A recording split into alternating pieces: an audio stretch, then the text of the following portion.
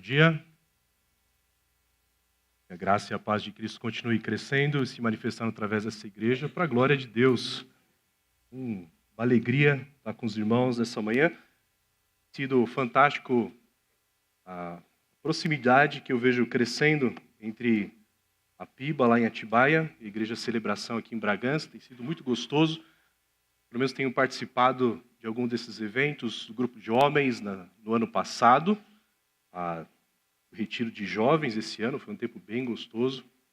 Algumas semanas atrás, eu, o Davi e o Bima, os outros pastores ali de Atibaia, nós viemos para ter um tempo de conversa com o pastor Gessé, um tempo de mentoreamento, onde nós queríamos conhecer um pouco da história dele, da experiência dele, a forma como ele tem conduzido o ministério. Um tempo muito gostoso, edificante para nós. E para mim é um privilégio estar aqui essa manhã compartilhando a palavra de Deus.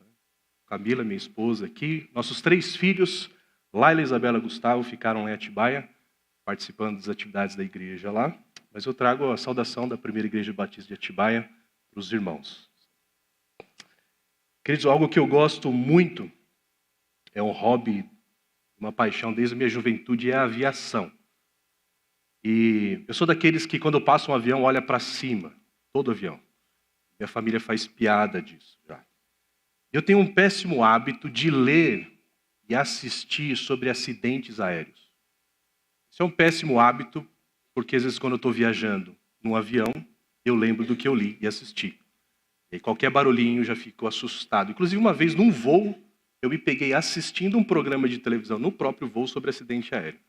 Isso não é muito recomendável. Mas algo que me chamou a atenção sobre alguns acidentes aéreos é que eles aconteceram por uma coisa boba, principalmente para os dias de hoje, da tecnologia que nós temos hoje. É que a tripulação se desviou da rota. Em 1983, uma companhia aérea da Coreia do Sul, saindo de Nova York, indo para Seul, por descuido do piloto, se desviou um pouquinho da sua rota. E acabou entrando no espaço aéreo da antiga União Soviética. Isso na época da Guerra Fria. E por uma infelicidade muito grande, no dia anterior, um avião espião americano havia sobrevoado aquela região. Então, assim que o avião apareceu no radar dos soviéticos, eles lançaram 2 caças que abateram aquele avião. E naquele dia, 269 pessoas morreram por causa de um desvio de rota. Em 1989, um avião da Varig, saindo de Marabá, o destino era Belém. O piloto leu errado a carta de navegação, e ao invés de ir para uma direção, ele foi para outra direção. E um voo que deveria durar 40 minutos, passava 1 hora e ele não tinha chegado e achado a cidade ainda. Quando ele percebeu que estava perdido, ao invés de pedir ajuda pelo rádio, temendo que ele fosse repreendido porque um piloto errar a direção é algo grave, ele tentou se virar, até que acabou o combustível, teve que fazer um pouso forçado na floresta, lá no Mato Grosso. Nesse pouso forçado, 12 pessoas perderam a vida de 54 passageiros. Pouco mais recente, 2006, um acidente que a gente lembra. O avião da Gol, voltando de Manaus, encontra com um jatinho voando numa altitude errada, e o avião acabou caindo, o avião da Gol, e 154 pessoas morreram. Todas essas tragédias, porque alguém se desviou do caminho. É sobre isso que eu gostaria de pensar com os irmãos hoje. E pequenos desvios nos levam para grandes tragédias. A mesma coisa acontece na nossa vida. Se nós nos desviamos da palavra de Deus e, a princípio, pequenos desvios, isso vai nos levar a grandes tragédias em nossa vida. E, queridos, Deus tem dado o privilégio para estarmos completando esse ano 18 anos de ministério, e nós vimos tantas pessoas que acabaram conduzindo a sua vida para grandes tragédias. E tudo começou por pequenos descuidos, pequenos desvios da palavra de Deus. É uma família que foi destruída porque o pai de família começou a acessar páginas não lícitas para os crentes.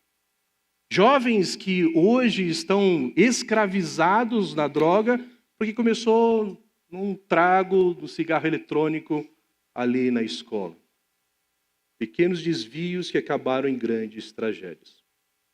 Isso começou lá no começo, literalmente. Quero olhar com os irmãos essa manhã em Gênesis capítulo 3, versículo de 1 a 7. Nós vamos olhar para essa passagem e aprender alguns princípios de alerta para a nossa própria vida. Gênesis capítulo 3, a partir do versículo 1.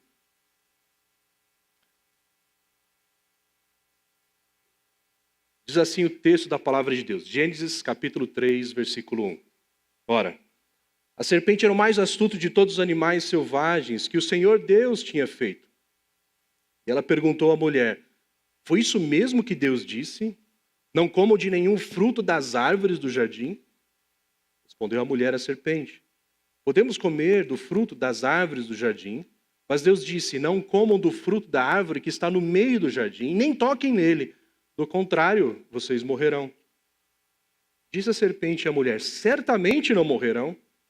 Deus sabe que no dia em que dele comerem, os seus olhos se abrirão e vocês serão como Deus, conhecedores do bem e do mal.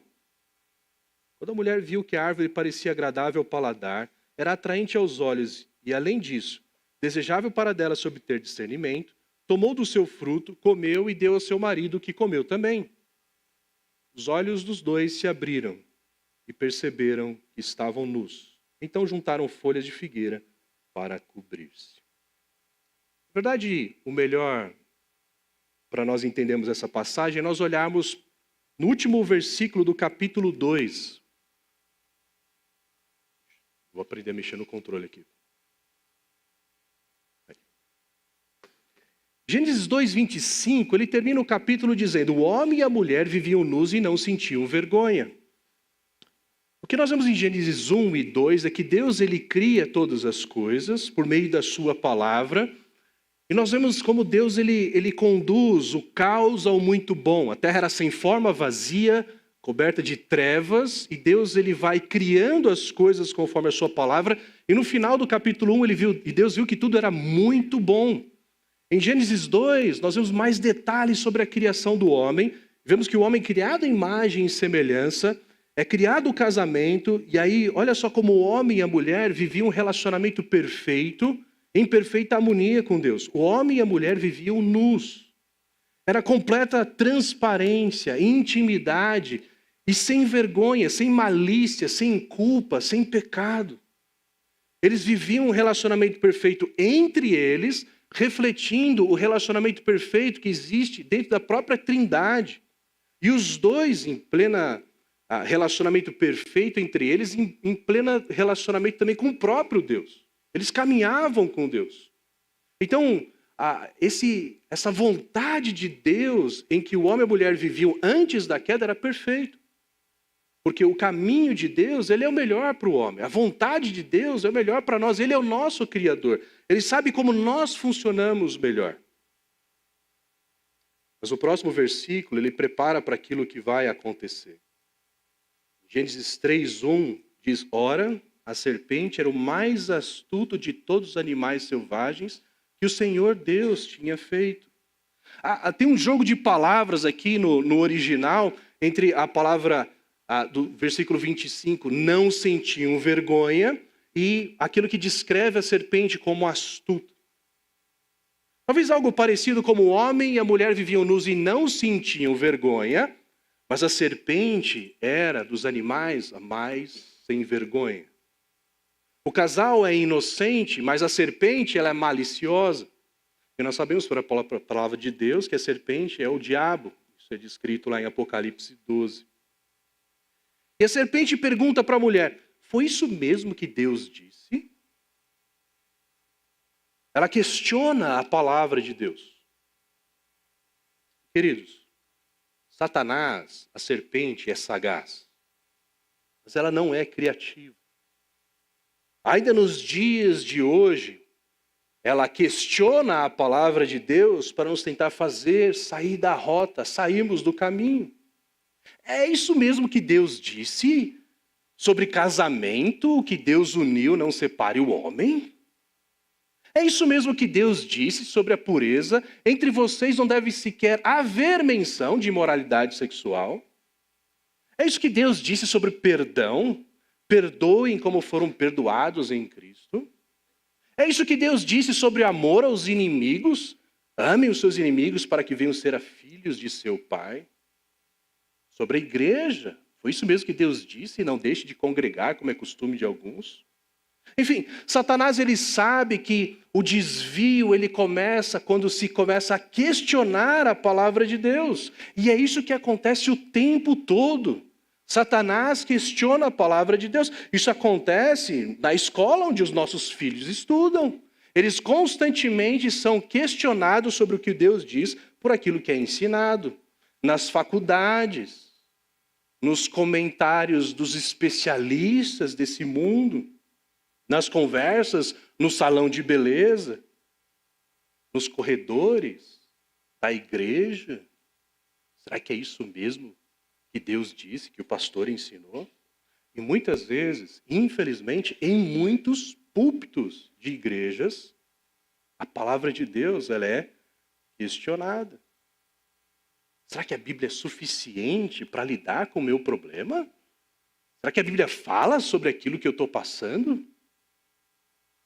Ou então aquelas igrejas onde se valoriza mais a experiência, o sentido que a palavra de Deus. E queridos, eu já ouvi, não foi uma nem duas, mas muitas vezes, de crente que para justificar pecado, e entre esses adultério e inclusive tráfico de drogas, em que a pessoa dizia assim, não, mas eu sinto uma paz no coração, Deus está me dando uma paz para isso. Por outro lado, a gente tem o liberalismo teológico que, de fato, questiona o que está escrito. Inclusive, igrejas e púlpitos que vão questionar o texto que a gente está lendo de Gênesis 3. Será que realmente Adão e Eva existiram? Ou é uma história poética? Ou é uma alegoria? E é interessante, a gente percebe como, se você tira a historicidade de Adão e Eva, se Adão e Eva não é uma história real, gente, o que sobra da Bíblia? Porque se a queda não foi real, se Adão não representa o primeiro Adão que trouxe a queda, isso vai afetar então o segundo Adão, que é Cristo. Será que realmente Cristo morreu e ressuscitou? Percebe como o negócio vai? Começa com um pequeno questionamento até anular toda a palavra de Deus. Por isso, a serpente, ela questiona a palavra de Deus. Então, aqui talvez a primeira aplicação, a primeira reflexão como nós, crentes, nós temos que perguntar, a gente tem questionado a palavra de Deus? Tem áreas que eu tenho perguntado, será que é isso mesmo que Deus disse? A resposta a essa pergunta afeta o seu destino. Agora, a serpente não questionou só a palavra de Deus, ela questiona o próprio Deus, ela questiona o caráter de Deus. É verdade que Deus colocou vocês nesse jardim, cheio de árvores de frutos gostosos, e falou, vocês não podem comer de nada? Seria maldade de Deus fazer isso, né? Mas é interessante que, na verdade, quando a gente olha para Gênesis 2, Deus falou, vocês podem comer de todas as árvores, menos uma. E aí que tá, né, gente? Quando fala de uma só que a gente não pode, quem que a gente vai focar? Na proibida, né? É igual quando a gente proíbe o filho, ó, é o seguinte, você não pode entrar na internet depois das 10 horas da noite. O que ele vai falar? Ah, não pode fazer nada nessa casa, não pode fazer nada. A única coisa que você não pode, você pode acessar a internet o dia inteiro. Depois, chegou 10 horas, não. A gente olha para aquilo que é proibido e transforma em tudo. Quando a serpente questiona a palavra de Deus, ela questiona o próprio caráter de Deus, porque ela sabe que quando nós questionarmos o caráter de Deus, quando nós não confiarmos no caráter de Deus, a gente se desvia do caminho. Você tem questionado o caráter de Deus? Tem questionado a bondade de Deus? A sabedoria de Deus? A soberania de Deus sobre todas as coisas? Às vezes você olha para o mundo sem Deus, e parece que eles estão curtindo a vida, parece que eles são mais felizes do que nós. Eles não têm regras, eles não têm preocupações sobre como agradar a Deus, eles não têm preocupações de acordar cedo no domingo, de ir para a igreja. Eu, como crente, não posso fazer nada. Satanás sabe que se a gente questionar o caráter de Deus, vocês vão desviar dos seus caminhos. Interessante que o Salmo 73, ele descreve um Asaf que começou a fazer esse tipo de questionamento e quase se desviou, mas ele caiu em si.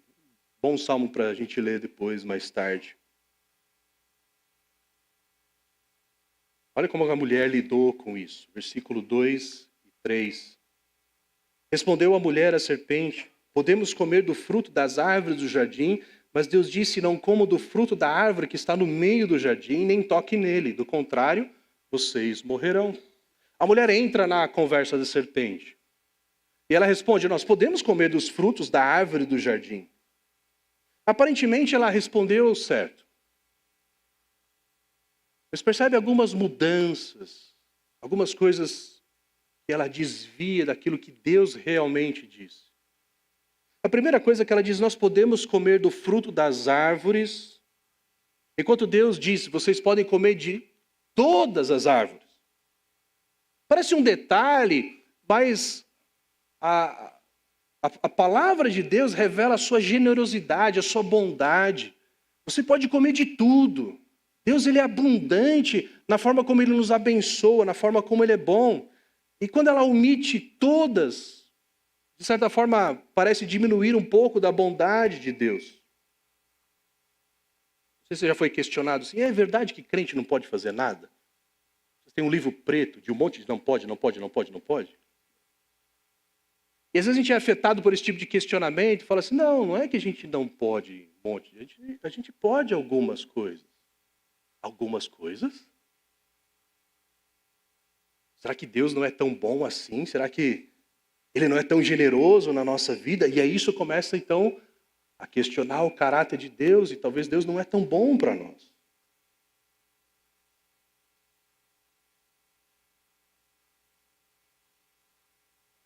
Ver algo do caráter de Deus que eu creio que nós temos perdido é sobre como que Deus ele é gracioso.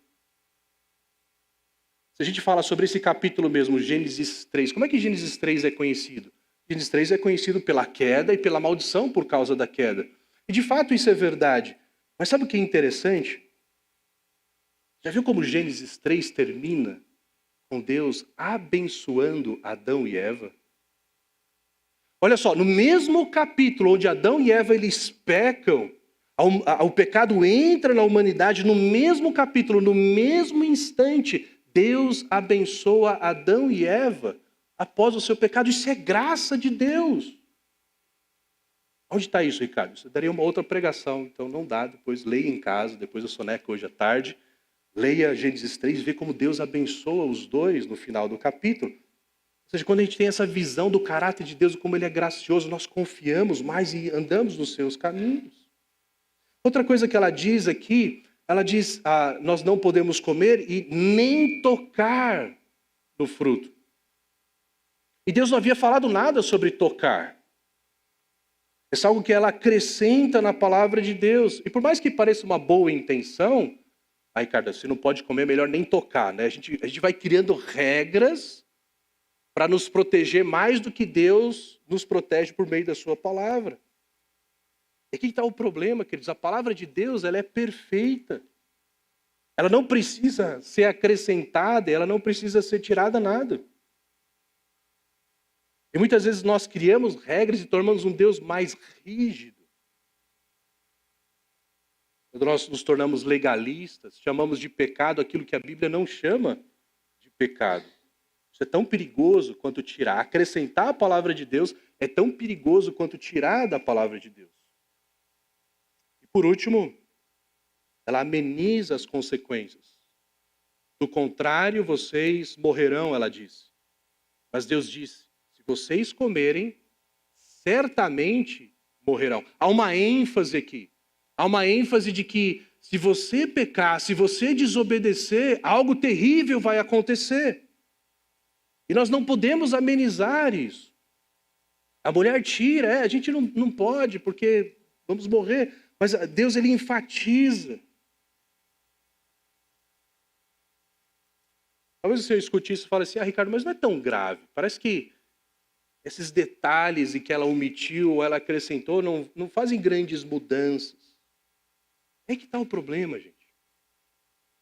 Nós cremos que pequenos desvios na palavra de Deus não tem problema. Primeiro, lembra que pequenos desvios geram grandes desvios. Né? Na aviação, se você está num sentido, né? Você decolou, aí a torre falou, você vai ter que seguir tal direção na bússola. Né? Se você desvia só um pouquinho, no começo é pouquinho, mas se você continua, o que acontece? Você vai se afastando cada vez mais. A mesma coisa acontece na palavra de Deus. Se você desvia um pouquinho, esse aqui eu acho que eu não preciso ser tão rigoroso. Uma vez que você fez isso, qual que é o limite? Não tem mais limites. Eu acho que isso também não é tão rigoroso. Isso também não é tão rigoroso. Quer ver uma coisa que eu percebo que tem muitas vezes minado a vida da igreja? É sobre o que Deus diz sobre a nossa participação na igreja, a frequência na igreja. A frequência no culto, não só de frequência, mas o envolvimento com os irmãos, o envolvimento no ministério. Isso eu tenho visto vez após vez.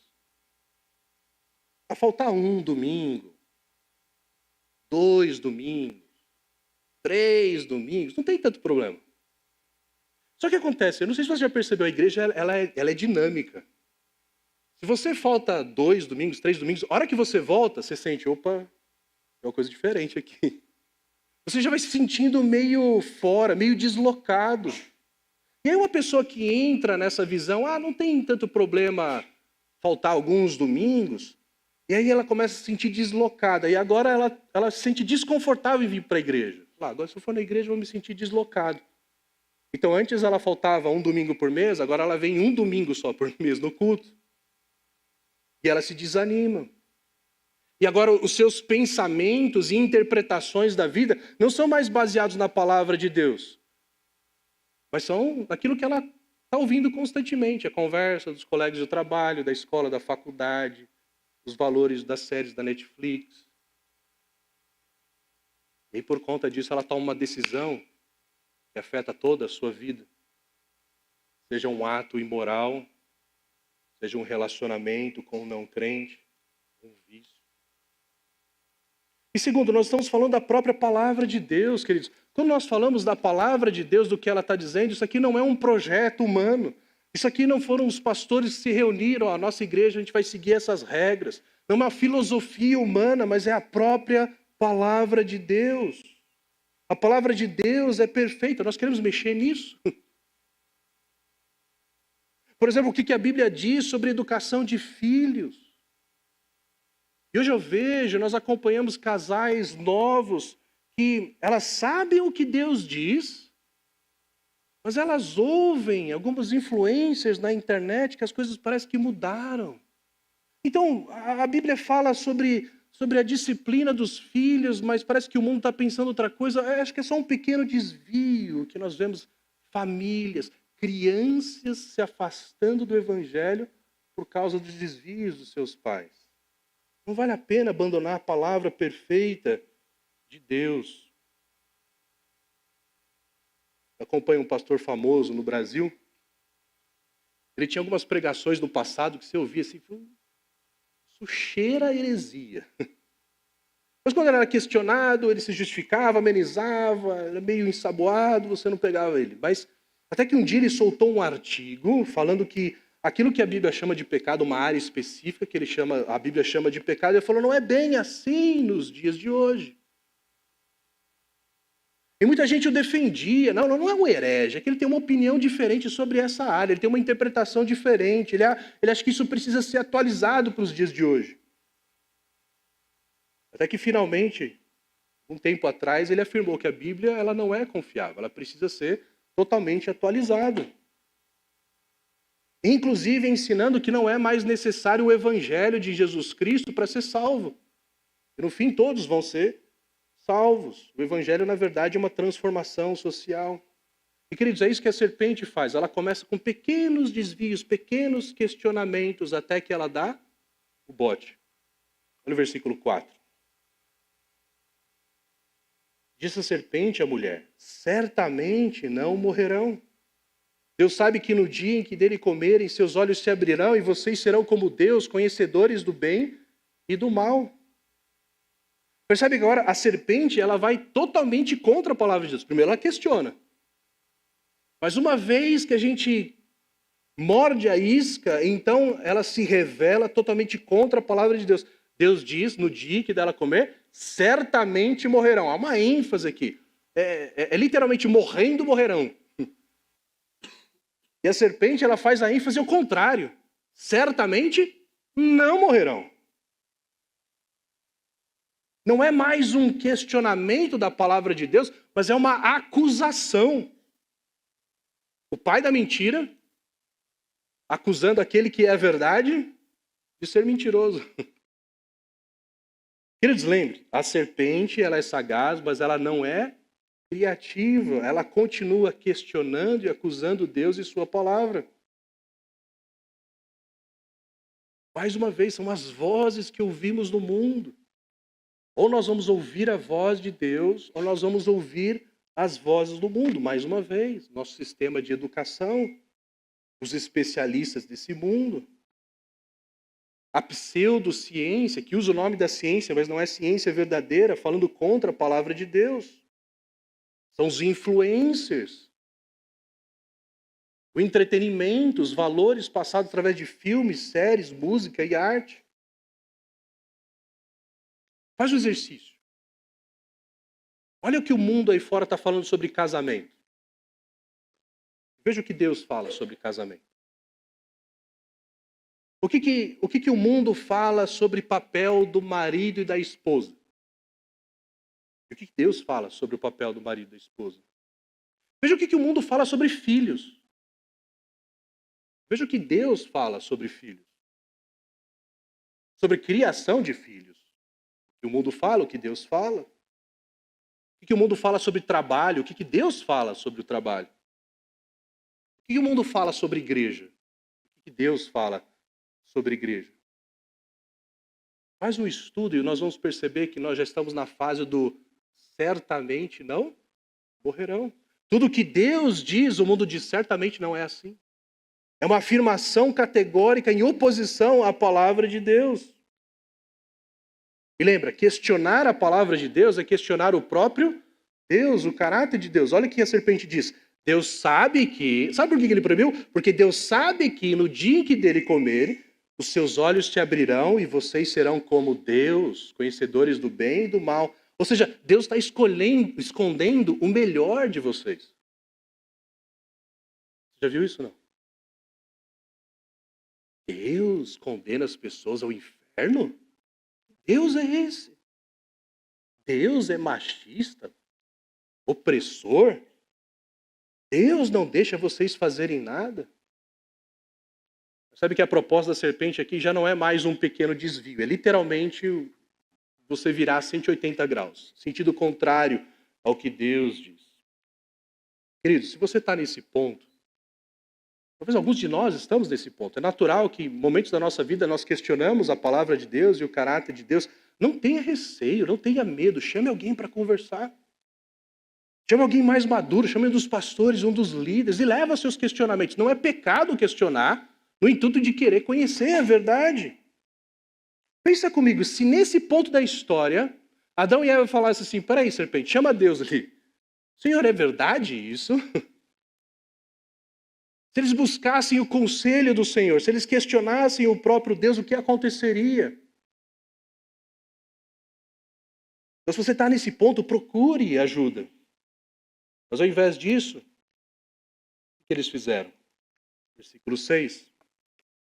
Quando a mulher viu que a árvore parecia agradável ao paladar, era atraente aos olhos e, além disso, desejável para dela se obter discernimento, tomou do seu fruto e comeu, e deu ao seu marido que comeu também. Queridos, se não é Deus quem vai determinar a rota, se não é Deus quem vai determinar a direção, se não é Deus quem vai determinar o que é certo e errado, quem vai determinar isso? Para pensar? Tira Deus, tira a palavra de Deus. Quem vai determinar o que você vai fazer? Quem vai determinar o que é certo e errado? A resposta é eu mesmo. Não é verdade? Eu mesmo. E qual que é o padrão que nós vamos usar para determinar o que é certo e errado? Qual é o padrão que nós vamos usar para determinar a nossa direção? Aquilo que eu quero. Não é verdade? São os nossos desejos. Se você pergunta para qualquer pessoa do mundo que não crê em Deus, que não segue a palavra de Deus, você perguntar para ele, por que você faz o que você faz? A resposta é, eu faço o que eu faço porque eu quero.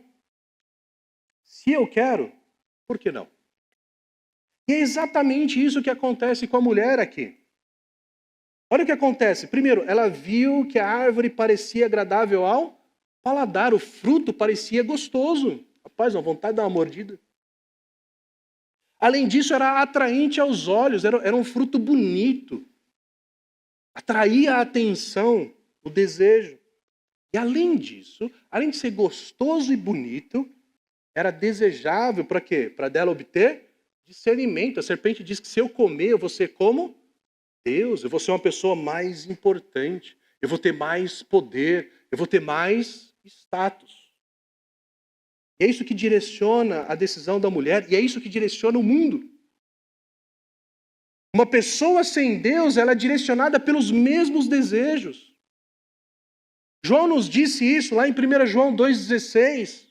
Tudo que há no mundo, a cobiça da carne, a cobiça dos olhos e a ostentação de bens não provém do Pai, mas do mundo. Observa que são esses três desejos, essas três cobiças que direcionam a mulher. A cobiça da carne. A árvore parecia agradável ao paladar. A cobiça dos olhos era atraente aos olhos. E a ostentação, a soberba da vida, era desejável para se obter discernimento.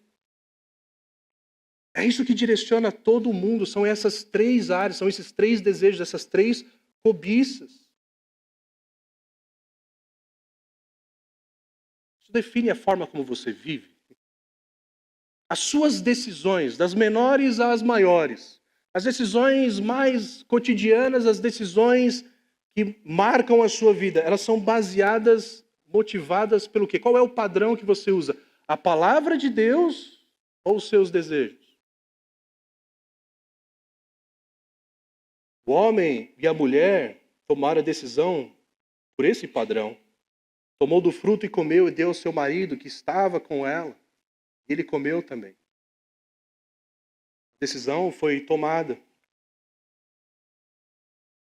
Mas a decisão tomada dessa forma leva para um destino diferente, não o muito bom de Deus. Lembra? A palavra de Deus levou do caos ao muito bom. Quando nós desprezamos a palavra de Deus, nós vamos do muito bom para o caos.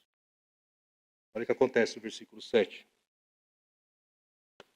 O versículo 7 diz, os olhos dos dois se abriram e perceberam que estavam nus. Então juntaram folhas de figueira para cobrir-se. Olha a diferença, como o capítulo 2 termina. E olha o que acontece assim que Adão e Eva pecam. Agora eles percebem que estão nus e não tem mais inocência. Não tem mais a vida sem malícia, sem culpa. Mas agora eles percebem que eles estão nus e eles então, envergonhados, tentam cobrir a sua vergonha com folhas de figueira. Não dá muito certo isso, né? A vergonha e a culpa ao invés de transparência, a intimidade pura. O resto da história nós conhecemos. Vemos a sua consequência até hoje. Aí fora, à nossa volta e no nosso próprio coração. Pequenos desvios na palavra levam a grandes tragédias. É uma história simples, é um princípio simples, mas que afeta a nossa vida constantemente. É interessante nós olharmos o contexto, né, em que esse texto ele foi escrito. Moisés escreve esse livro para o povo de Israel. Eles estão saindo da escravidão no Egito, ali no caos, no sofrimento, onde eles clamam a Deus em angústia. Deus então envia Moisés, liberta o povo da escravidão. Eles então agora estão num caminho do muito bom, a terra que mana leite e mel. Eu vou dar uma terra para vocês, uma terra próspera. Mas no caminho eles param ali no Monte Sinai e eles fazem uma aliança com Deus. É uma proposta de casamento. Ó, se vocês me obedecerem, eu abençoo vocês. Se vocês desobedecerem, vocês são amaldiçoados. Vocês topam? O povo diz, nós topamos, nós vamos seguir as suas leis. Então eles selam a aliança ali, Deus, com o povo de Israel. Então ele conduz à terra prometida. E quando eles chegam na porta da terra prometida, eles enviam os 12 espias, né? E aí qual é o relatório dos 12 espias? 2 falam, gente, a terra é fantástica. Deus deu um presentão para nós, vamos lá. Mas 10 dizem o quê? Não vai dar. Mas o povo é muito difícil. Eles são gigantes. Nós, perto dele, parecíamos gafanhotos. Não vai dar certo. Mas Caleb e Josué dizem, mas o que Deus diz? Vamos confiar na palavra de Deus. O que o povo fez? Ao invés de confiar na palavra de Deus, desviaram da palavra de Deus, fizeram uma proposta, vamos fazer o seguinte, tira Moisés da liderança, vamos estabelecer um outro líder, e literalmente, vamos voltar 180 graus. Vamos voltar para o Egito. Eles não creram na palavra de Deus, escolheram um caminho contrário. E então toda aquela geração, de 20 anos para cima, ficou circulando no deserto por 40 anos, até que eles morressem. Olha a tragédia. Se eles seguissem o caminho de Deus, eles habitariam uma terra próspera. Mas porque eles se desviaram da palavra de Deus, eles morreram na tragédia do deserto. Isso é um alerta para o povo de Deus. Queridos, confiemos na palavra de Deus. Vamos seguir a palavra de Deus, não vamos nos desviar. Experimentarmos a boa, perfeita e agradável vontade de Deus para a nossa vida. Essa é a mensagem da Bíblia. A mensagem da Bíblia é que todos nós, todo ser humano se desviou do caminho de Deus. Ao invés de seguirmos as direções de Deus, a rota de Deus, nós seguimos as nossas próprias rotas. Nós quisemos ser deuses da nossa própria vida. Nós vamos direcionar a nossa vida baseado nos nossos desejos. Desejo da carne, dos olhos, a soberba da vida. Nós rejeitamos a Deus. O problema é que nós rejeitamos um Deus eterno. Nós rejeitamos aquele que nos dá a vida. E, gente, isso é tolice. Se nós nos afastamos daquele que nos dá a vida, nós morremos. É a tragédia. E se nós desprezamos um Deus eterno, nós cometemos um pecado eterno. Estamos condenados eternamente. Há uma tragédia eterna. Todos pecaram. E todos estão carentes, separados, sem a glória de Deus. Deus havia dito, certamente morrerão. E todos nós pecamos. Certamente morreremos, longe de Deus. Mas Deus é rico em misericórdia e amor. E o que ele fez? Ele envia Jesus Cristo, o seu próprio Filho, aquele que não tinha pecado. E ele viveu entre nós. E ele toma sobre si todos os nossos pecados e carrega lá na cruz. E ele sofre a tragédia da cruz no nosso lugar. Quando ele grita lá da cruz, meu Deus, por que me abandonaste? Porque o próprio Deus havia virado as costas para o seu filho lá na cruz, por causa dos nossos pecados, por causa dos nossos desvios. E a tragédia da morte cai sobre Jesus. Mas antes de morrer, ele diz, está consumado, está pago. As nossas ofensas, os nossos pecados, os nossos desvios foram perdoados em Cristo Jesus. Ele morreu, mas ao terceiro dia ele ressuscitou. Ele venceu a morte, ele venceu a tragédia das tragédias. A morte não tem mais poder sobre todo aquele que crê que Jesus Cristo, ele pagou o preço dos nossos pecados, ele venceu a morte. É por isso que ele diz, eu sou o caminho, a verdade e a vida. Ninguém vê ao Pai senão por mim. O Evangelho é isso. Jesus, ele é o caminho, ele é a rota para nós consertarmos a nossa vida, o nosso relacionamento perante Deus. Não há outro caminho. Não podemos fazer desvios, não existem atalhos. Não tem caminhos que nós mesmos podemos abrir, mas esse caminho é Cristo Jesus, e nós podemos confiar. Jesus já fez tudo. Não depende da minha bondade, não depende do meu esforço, não depende de quem eu sou, depende de quem Jesus é e do que ele fez. E graças a Deus, porque ele nos conduz de volta ao caminho certo. Se você nunca fez isso na sua vida, você está longe de Deus, você está longe dos caminhos de Deus, creia em Cristo Jesus, para Ele trazer de volta a rota certa e evitar a tragédia eterna. Confia em Cristo Jesus. Para nós, aqueles que já confiam em Cristo Jesus, nós precisamos o tempo todo avaliar a nossa vida. As decisões que nós temos tomado, nós temos seguido a palavra de Deus ou os nossos desejos? Queridos, em todas as áreas, mais uma vez, pequenas e grandes. Se temos desviado e caminhamos para uma tragédia. Nós precisamos olhar para Cristo e aprender do seu exemplo.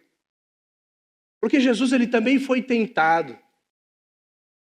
Assim como Adão e Eva foram tentados no jardim, Jesus, ele foi tentado. Nós lembramos e conhecemos a história em Mateus 4, quando Jesus é tentado, lembra da história? Depois de 40 dias de jejum, Jesus teve fome. Então o diabo chega e propõe que Jesus transforme pedras em pães. A proposta do diabo era satisfaça os desejos da carne, a fome. Como que Jesus responde? Está escrito. Percebe? Jesus, ele não segue o seu desejo, mas ele segue a palavra de Deus. Não só de pão o homem viverá, mas de toda a palavra que procede da boca de Deus. Jesus estava com fome, ele tinha o desejo, mas ele permaneceu na rota. Depois o diabo mostra todos os reinos do mundo perante os olhos de Jesus e diz, tudo isso vai ser seu se você se prostrar e adorar, não precisa passar pela cruz. Ele tenta Jesus pelo desejo dos olhos. Olha aqui, tudo isso vai ser seu, é só me adorar. Como é que Jesus responde? Está escrito. Ele permanece na rota. Nós devemos adorar somente a Deus e somente a Ele prestar culto. Então o diabo leva Jesus para o lugar mais alto do templo. E ele diz, joga daqui porque está escrito. Ele dará ordem aos anjos a seu respeito, eles te segurarão para que você não tropece. Olha, o Satanás usando a Bíblia. É interessante que ele usa o Salmo 91, né? Você já viu que muita gente deixa a Bíblia aberta no Salmo 91 na casa para proteger, né? Não funciona, gente. O diabo usou o Salmo 91, né, para tentar outro texto. Mas o que ele faz? Jesus vai se jogar daqui e os anjos vêm te servir. Afinal, você é o filho de Deus. Olha o status. Olha o poder que você tem. Como que Jesus resiste? Está escrito. Não coloque o Senhor à prova. Ou seja, Jesus ele manteve no caminho, permanecendo na palavra de Deus. Constantemente, nós vamos ser tentados. Satisfaça a cobiça da carne. Satisfaça a cobiça dos olhos. Satisfaça a ostentação, a soberba da vida.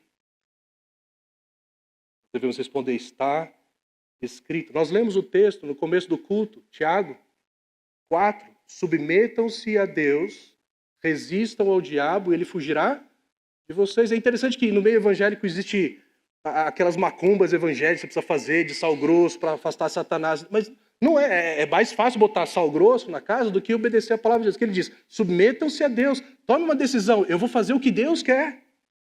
E quando eu tomo essa decisão, Satanás não pode fazer nada com a minha vida, ele não pode me fazer pecar. A única coisa que ele pode fazer é balançar o mundo na nossa frente para despertar as nossas cobiças. Mas se eu estou decidido em me submeter a Deus, ele não tem poder sobre mim. E pela graça de Deus, nós vencemos o diabo. Então, na prática, estude o que Deus diz sobre a sua vida, sobre a sua realidade. O que Deus quer para você? Você precisa saber responder essa pergunta. Qual caminho Deus aponta para a sua vida, especificamente para a sua vida?